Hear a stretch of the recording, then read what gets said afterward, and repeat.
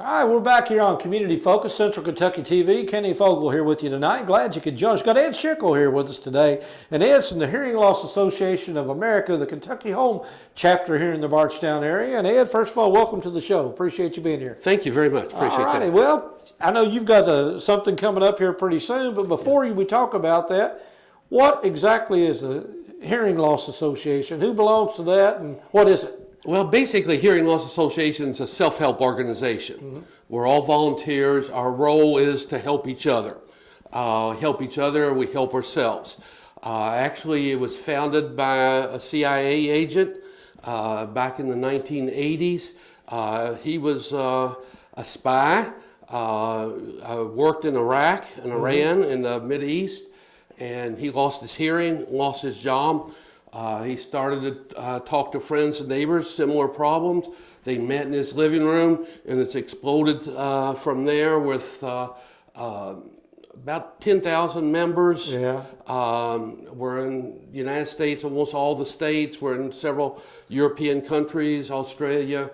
So we're spread across the world right now. Well, hearing loss is more common than most people think it is. It really is. About the Census Bureau, since the 1940s, has been using a 10% number. Mm-hmm. That's low. The National Institute of Health came out about 4 years ago, and said that number's closer to 17%. Yeah. But when we're talking about teenagers, that number is from the age of 16 to 25, that number's closer to 20%, excuse me. And when we're talking about seniors, over the age of 60, that number is almost 50% with a hearing loss.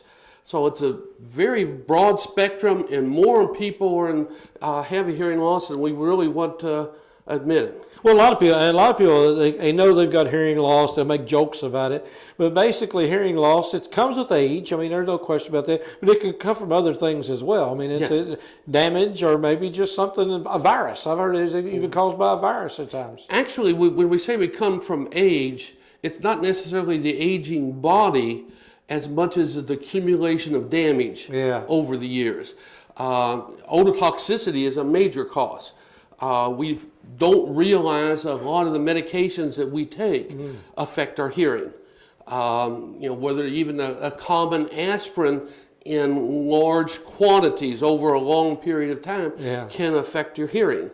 Just a lot of our sinus medications, a lot of our antibiotics affect our hearing.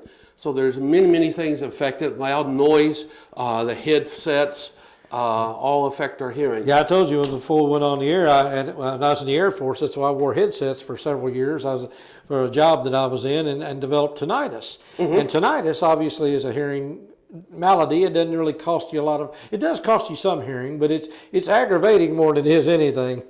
Well, it varies. There's probably 20 different types of tinnitus or tinnitus. It depends on what part of the country you're in, whether you call it tinnitus or tinnitus. But the easiest way to describe tinnitus is if you have a radio station and you get it on in between stations, you get static. Yeah. Well, the buzzing, the whistles, the crickets, and whatever, basically saying the brain's not receiving sound. Yeah. And it's just telling you it's not receiving sound. Now, there are other medical causes of it, but for the majority of us, it's actually a hearing loss. And if we get a hearing aid, then that will often cure the tinnitus. Well, so far they've not been able to cure mine. I've just gotten used to it. That first 6 months, it drove me crazy. It can be. I went to doctors, they finally said you just learn to live with it. And after a while you do, and unless I pay attention to it, I don't even know it's there anymore. But again, now you're getting to get people together. What are you doing when you get together? Are you pointing them in a direction to get help, or you're just trying to make them feel better that everybody else has had the same problem? Well, it really varies. Every month, or nearly every month, we have a speaker on some issues of hearing loss. We'll have somebody maybe on cochlear implants, well, maybe a doctor on the surgery, maybe an audiologist talking about different things. We have a program on, say, introduction to hearing aids. We'll have a program on communication.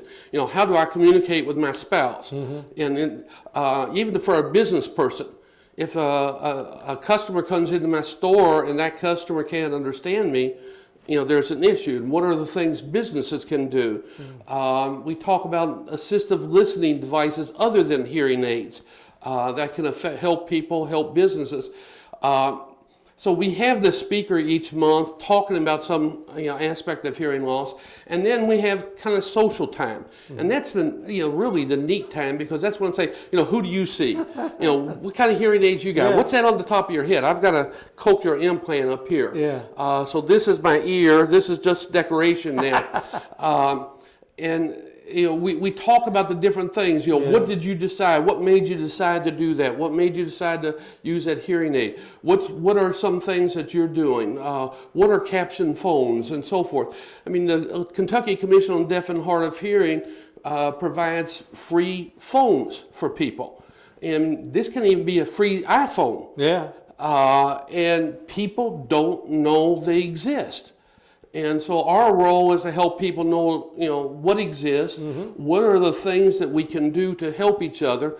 And as I learn, I share that information with you, and you learn, you share that with me, and then we kind of assist each other that way. That's why it's an association. But I know you got a hearing fair coming up pretty quick at the library here in Yes, Bardstown. on April 27th, it's the fourth Monday of April at 6:30. At the Nelson County Public Library, we'll have a hearing fair, and this is a different meeting for us. Normally we have a single speaker, talking about something, but if you've been to a health fair, you have different booths and everything.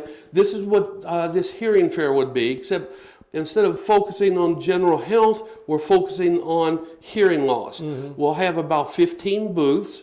University of Louisville audiology students are coming in, and they're going to do free hearing screenings. Now this will be a 5-tone hearing screening, and the assumption, like I said, is a screening versus a test. The assumption is if you can hear the 5 tones, then you're okay. But if you can't hear some of the tones, then maybe you need to be checked out by an audiologist with a full battery of a test. We'll have vocational rehabilitation in. The counselor from vocational rehabilitation will be talking about what can Voc Rehab do for a person in business. He's trying to keep his job, but his hearing affects them. So Voc Rehab comes in and helps out with that. We'll have caption phones. Now, this is a telephone that actually works like captioning on TV.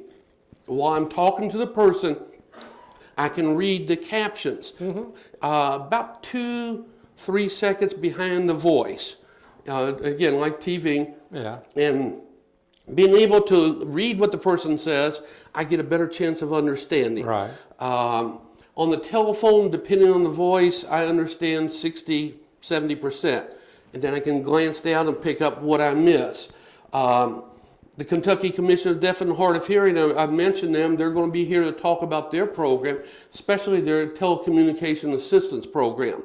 And again, this is a free program. You pay for it with your taxes. If you look on your phone bill, there's a 5-6 cents access Is that tax. the TTY tax or something like that? I think it's Well, called?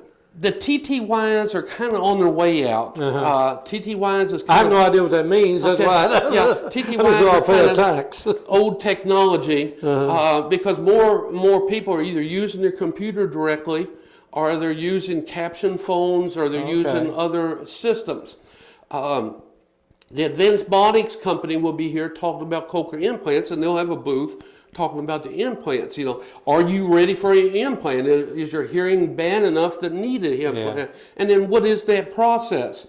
We'll have, I don't know if you've seen TV captions or paid attention to TV captions. Yeah, because I turn them on sometimes, don't know how to turn them off. So yeah, yeah, I've seen them. We'll actually have a CART, CART, C-A-R-T, is the description. It's communication at real-time translation. And we'll have a stenographer here acting as the CART, and she will actually caption what you're saying and show you how everything works. She uses a 9-key keyboard. Yeah. I always wondered how that was done. I didn't know if a computer did that, or there's actually a person that did type. It's actually a person. If you've seen a stenographic machine, She uses a stenographic machine and it's plugged into the computer, and she has to key it. So like before meetings, she'll ask for specific words. Yeah.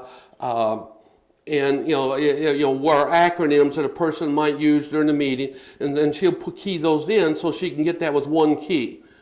It will go to the computer, and then from the computer to a projector. We encourage, and we're working trying to get all the TV stations to have real-time captions. Yeah. Real-time captions are very, very expensive, but we're trying to encourage people to do that. We're going to have 2 audiologists in addition to the students, and we're going to have an instrument specialist there. There's a difference between an audiologist and the instrument specialist based on their training. And then we'll have a booth on assistive listening devices, our hearing assistive technology. For example, if I take my hearing aid out, my cochlear implant off, I won't hear my smoke alarm. And a lot of people who wear hearing aids think they'll hear it, but if they get into a REM sleep, they won't hear the smoke alarm. Yeah. Well, if my smoke alarm goes off, it will shake my bed with a bed shaker, and it'll flash a strobe light to wake me up. And I have a whole house system, so if my telephone, my doorbell, the smoke alarm, my alarm clock, loud noises goes off in the house, then it will wake me up in the middle of the night, or if I'm sitting in my living room, it'll flash a light beside me to let me know something's going on. Right. Then other devices such as TV ears to be able to hear better on the TV. Yeah. We'll have different devices to help people to hear. And then financing hearing aids is just really a difficult thing for people. Hearing aids typically now are $2,500 each. Oh my goodness. Sometimes there are programs to get them cheaper. Actually, there's a program called Sharp. It's just started back in February. And it's helping people to get hearing aids sometimes as low as $250. Yeah. And then there are certain insurance companies. High Health Innovations is an insurance company, and they're for their clients, the people who have their insurance company, they're selling their hearing aids for as low as $600. So there's lots of ways we can look at and find to help people to purchase hearing aids if they really want them. So the whole program will give you an individual a chance to walk around, talk one-on-one with people, have a little refreshments, meet with people who have some knowledge of hearing loss issues, and then look to solving some of their issues. Okay, well, if you think you're hard of hearing or partially deaf, or your husband or wife tells you are and you don't believe them, well, come try this out anyway, because I think my mother always said my dad was, but I think he just tuned her out. So yeah. Well, spouses often talk about selective hearing. Yeah. But the reality is, for a lot of us, that selective hearing actually boils down to what frequencies we hear. Mm-hmm. Like I'll hear a man's voice more readily than I'll hear a woman's voice. I'll speech read an individual, right, and I'll get probably 20% of what the person says by speech reading. And then the rest I'll get with sound. So there's so many different things going on that an individual can look at and use, to assist them in this process. And a program like this is not only for the person with the hearing loss, but all the people around them. Exactly. And even for business people, coming in, how can I make my business more accessible, to people with hearing loss? We look back at the advent of the ramps, and businesses said, hey, I don't have people coming in with wheelchair issues. Well, they didn't come in because they couldn't get in. And the same thing with hearing loss. A lot of people avoid places where they can't hear. And so if a business starts looking at what can I do to help people with hearing loss, then what they're doing is going to increase their own business. So this is a program for business people as well. I'm going to shift gears just a second before we get back to this and wrap up. But hearing loss, and I'm anticipating that it's going to get worse over the years, because you see everybody with these devices in their ears. And I'm just curious if you've been studying into this, how much this is affecting people's hearing. Constantly listening to music or especially loud music. Yeah, especially the loud music. We realize, like we said, the Census Bureau had that same number for 10% until about 3 years ago, 4 years ago. And then it's jumped to 17% and actually to 20% for the younger generation who do that. Yeah. We also know environmentally, we've got a noisier environment, and so we're seeing an onrush of a lot of people with hearing loss. Yeah. If you go up to the corner and you pull up the stoplight and you get this guy boom, boom, boom, well, they're actually reversing the standard hearing loss. If you look at a graph, the standard hearing loss is kind of a stair step down, top left to bottom right. Well, this boom, boom, high bass is reversing it, so it comes from top right down to left, and they're having trouble programming hearing aids to match that. Goodness. Because that's a whole new direction. When we think about hearing aids, we think, well, it's just a simple thing. Just an amplifier. But yeah, it's just an amplifier. But a hearing aid for English is different than a hearing aid for Chinese. Really? A hearing aid for English is different than a French hearing aid, because the frequencies of sound will be different. When you look at an audiogram, they have what they call a speech banana. It's kind of a curved shape, and most of the sounds of the English language will fall in around that. Well, that shape will change with each language, so the programming of the hearing aid has to be different for that. So yeah, we're with the aging generation, with more noise, the construction, cars, highways, meetings, football games, so forth. We're looking at more and more damage to our hearing, and with the results that we're going to see more and more people with a hearing loss. Oh, goodness. Well, I tell you, I've already learned a whole lot today here, and I have a feeling you're going to learn a whole lot more if you show up to this hearing fair or one of their meetings. Again, this is at 6:30 on Monday, April the 27th, up at the Nelson County Public Library. Yes. And again, this you don't have to belong to the association to do this. You do not have to belong. We ask you to join, but we have people have been coming for years and never joined the association. It helps us out nationally when we talk to the FCC if they do join. But it's not a requirement. We're free. We're open to the public. Most of our regular meetings are real-time captioned, so that if you come to a regular meeting and we have the speaker, you'll be able to read what the person's saying, plus hear and get better communication that way. All right. Well, hearing's a very important thing, because we want to keep you hearing so you can listen to me every week. Well, actually, that may deter a few people, so I don't know about that. But Ed Schickel, we appreciate you being here today with us from the Hearing Loss Association of America. So, we again invite you to come out on April the 27th. That's a Monday evening at 6:30 at the Nelson County Public Library here in Bardstown. And again, you meet once a month, or you say every third? On the fourth Monday of each month. Fourth Monday of each month. So, again, they have more opportunities if they miss this one. So, if they want to get a hold of you, is there any particular way somebody can give you a call? They can get a hold of me at 502-233-5774. That's 233-5774. All right. Well, appreciate you being here, Ed, and appreciate you tuning in. Thank you a lot. Be good to yourself. So stick around. Got a lot more to come on Channel 6 TV. This is Kenny Fogle on Community Focus. Take care, everybody. We'll see you next time.